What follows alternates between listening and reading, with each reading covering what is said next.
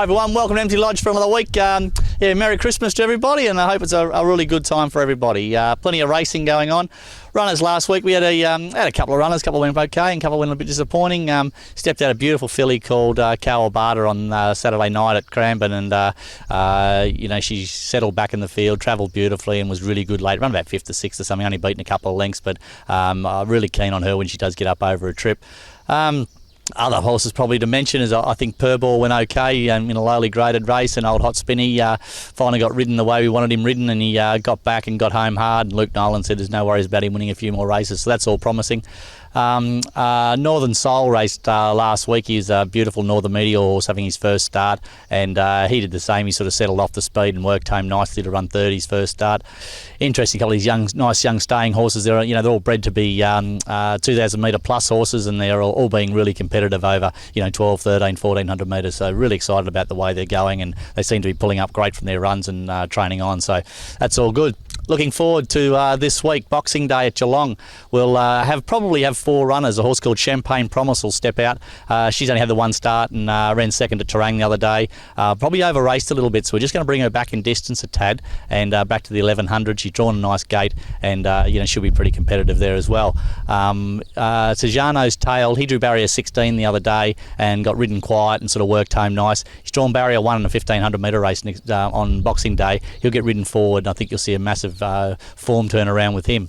Acrobius, he won his first start really well and looked to be a nice progressive horse. Goes up to the 1500, drawn just nice, and Ryan to ride him again, and hopefully just get ridden off the speed, and he'll just hammer to the line. His work this morning was quite exceptional, so I think he's going to be a really nice young horse to go on with. And a horse going first up called Conciello. He actually won first up last time in over 1300. It's only 1200 metres this time in, but his work's really good. His trials have been good. It just might be a tad bit short. If he gets an easy lead from a good gate, he might be a real chance, but I think he can probably run a place at good odds, and then look for him second up, because I'm sure he'll improve. Probably go to Warrnambool then on Sunday and have a few runners down there. A horse called 4 Days of My Life will step out first up.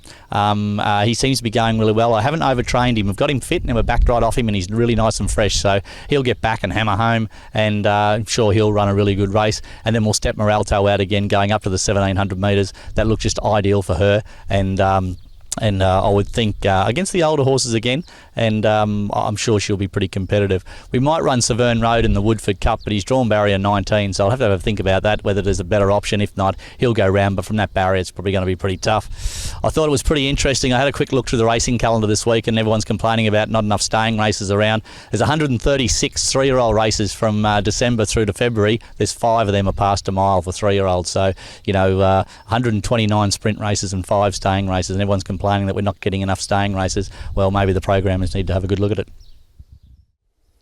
I thought it probably worthwhile mentioning one of the greatest stallions that are currently going around in Australia and dual hemisphere is High Chaparral. Unfortunately, he died through the week, and that's going to leave a massive hole in the Australian breeding industry, especially for staying horses. He was the one horse that was really throwing genuine high quality colts, and now fillies for that matter, into our staying ranks, and he'll certainly be missed, because there's a fair drop back, I think, to the second best horse to him.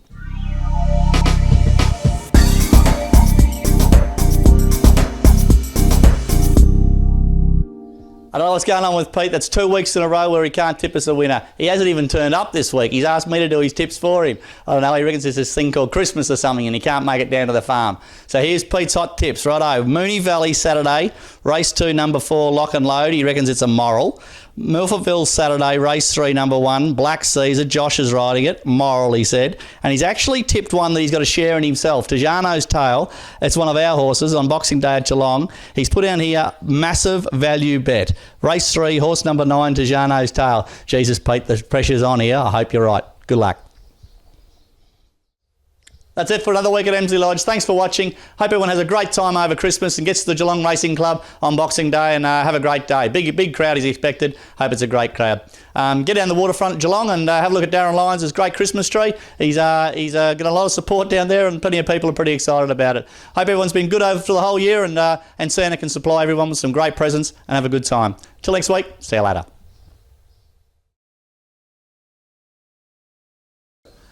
Attractide tips. That's really hard to say. Attractide tips is really hard to say. Well, Pete's record of 3 weeks in a row still holds after Danny, 1 week in a row. Well done, Dan. Danny Markovic. Well, Danny didn't last long, only 1 week. Danny Markovic didn't last long, 1 week. I'm contradicting myself, righto. The Mayor of Geelong come for a visit this week, and he reckons he could tip and beat Pete's record of 3 weeks in a row. Didn't last. Pete's record of 3 weeks in a row, it did last.